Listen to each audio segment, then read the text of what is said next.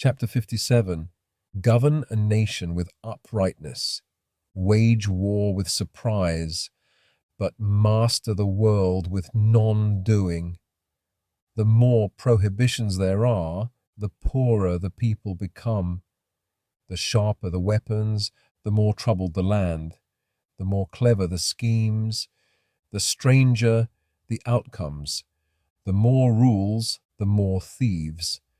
Therefore, the sage says, I take no action, and the people transform themselves. I love stillness, and the people find their own rhythm. I do not interfere, and the people prosper. I have no desire, and the people return to simplicity. Chapter 58. When the government is relaxed, the people are honest. When the government is strict, the people are sly. Misfortune brings blessing. Blessing hides misfortune. Who knows where the turning ends? The straight turns into the crooked, the good into the eerie. For centuries, this has confused people. The sage is square but not sharp, straight but not rigid, bright but not blinding. Chapter 59. In governing people and serving heaven, nothing compares to restraint. Through restraint comes preparation. Through preparation, strength. Through strength, success. Through success, abundance. With this foundation, all things flourish. This is the way of the Tao. This is the deep root. This is the firm foundation of enduring vision. Chapter 60. Governing a large country is like cooking a small fish. Too much handling spoils it. When Tao is present in the world, even spirits lose their power. Not that they vanish. They simply do not harm. Not only do they not harm, but the sage also does not harm, and so the two work together to bring blessing to the world. Chapter 61. A great country is like the lowlands, the meeting place of the world, the feminine of the earth. The feminine overcomes the masculine through stillness. By being still, she takes the lower place.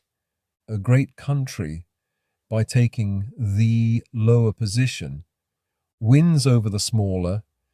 A small country, by being humble, is accepted by the greater. Thus, both benefit. The great must embrace the small, and the small must be welcomed. Each fulfills its role by yielding. Chapter 62. Tao is the source of all things, the treasure of the good and the refuge of the not so good. Fine words win respect. Noble deeds gain honor. But why abandon Tao just to chase approval? Even if a man is unworthy, do not discard him. Crown him with the Tao, as you would with a jade seal. Tao does not turn away. It invites all. In the end, it saves even the lost. Chapter 63. Act without striving, work without doing, taste without trying. Great things are built from humble beginnings. Big tasks are completed by small steps. The sage takes nothing lightly, so nothing becomes difficult. He sees trouble while it is still calm. He handles what is small before it grows. Because he never hurries, he accomplishes all. Chapter 64. What is still is easy to hold. What is silent is easy to direct. What is fragile is easy to break. What is tiny is easy to scatter. Handle things before they arise. Put things in order before disorder appears. A tree as big as a man's embrace. grows from a tiny shoot, a tower 9 stories high, begins with a clod of earth. A journey of 1,000 miles begins beneath your feet. The sage does not rush, and so fails not. He holds to no possessions, so he has nothing to lose. Chapter 65. The ancient masters did not try to make people clever. They made them simple. When people are overschooled, they grow cunning and divided. True rule is without force. True teaching is without words. This is the subtle wisdom of Tao, deep, distant, and turning all things around. Chapter 66. Why is the sea king of 100 streams? Because it lies lower than them all. Its greatness is in its humility. So the sage rules by placing himself below. He leads by following. He does not struggle, so the world does not resist him. He does not compete, so none can rival him. Chapter 67. Everyone calls my Tao great, but it seems strange. It is strange because it is pure. If it were ordinary, it would have faded long ago. I have 3 treasures: compassion, simplicity, and humility. Through compassion, I am courageous. Through simplicity, I am generous. Through humility, I become a leader. But if we abandon compassion for bravery, simplicity for cleverness, humility for pride, we will perish. Chapter 68. The best warrior does not delight in violence. The best fighter is not angry. The best victor avoids confrontation. The best leader serves the people. This is the virtue of non-striving. This is the power of harmony. This is the way of the Tao. Chapter 69. There's a saying in the art of war: I dare not advance an inch, but retreat a foot. This is called advancing without moving, grabbing without grasping, conquering without attacking. There is no greater disaster than underestimating your enemy. To do so is to lose your treasures. Thus, when 2 forces clash, victory goes to the one that yields. Chapter 70. My words are easy to understand and easy to follow, yet no one understands or follows. My teachings have a source. My actions have a root. Only those who look deeply can truly understand me. The sage wears simple clothes, but holds jade in his heart. Chapter 71. To know that you do not know is the beginning of wisdom. To think you know, when you do not, is a disease. Only by seeing this disease as a disease can you be free. The sage is not sick because he knows his sickness, and thus he is free. Chapter 72. When people lose awe, disaster comes near. Don't intrude on their lives. Don't burden their homes. Respect what lies within. Care for what lies beneath.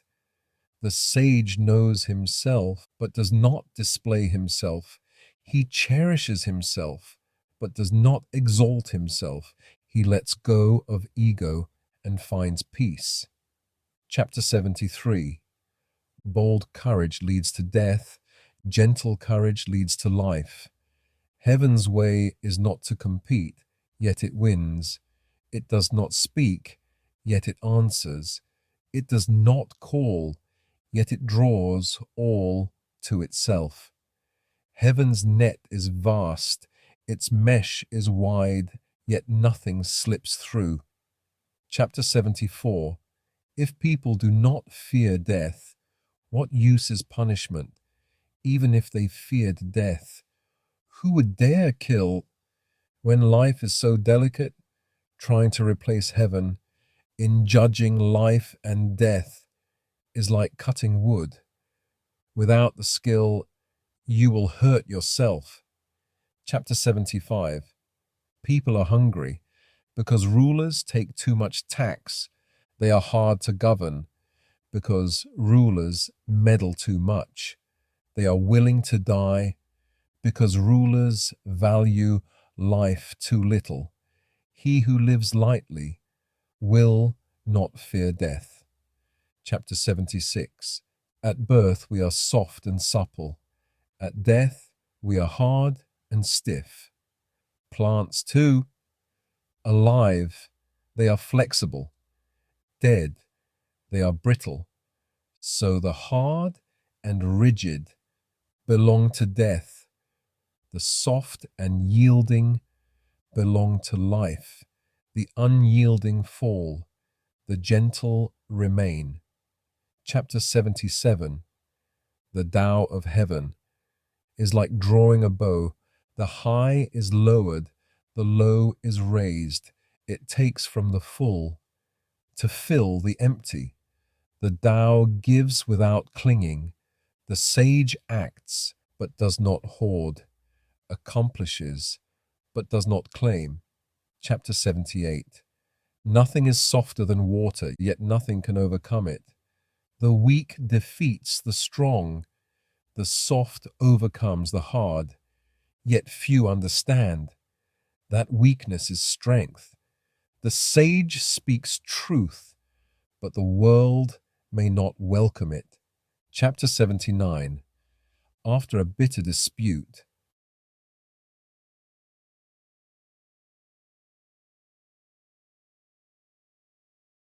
some bitterness remains. Even when peace is made, one side may feel wronged. The sage honors the agreement and lets go of blame. He holds to the Tao and does not demand perfection. Chapter 80. In a small country with few people, let them have tools but not use them. Let them return to the simple life. Let their food be plain, their clothes simple, their homes quiet, their lives joyful. Though there are neighbors nearby, they never need to visit. They are content where they are. Chapter 81. True words are not beautiful. Beautiful words are not true. The good do not argue. The argumentative are not good. The wise do not hoard. The more they give, the more they gain. Heaven gives without taking. The sage acts without expecting. This is the Tao. Final reflection. These last chapters complete the Tao Te Ching, and what a journey it has been. Over 2,000 years old, yet these words still pulse with truth. The Tao teaches us to let go, to act without striving, to lead without dominating, to trust life even when it's uncertain. In a world that races forward with pressure, fear, and noise, the Tao invites us to slow down, to return, to become still. We don't need to chase power or cling to opinions or outshine others. We can be soft yet strong, humble yet steady, like water, gentle but unstoppable. So, as we close this final chapter, we carry these verses into our modern lives, not as rules, but as reminders to be present, to let go, to walk gently and live wisely.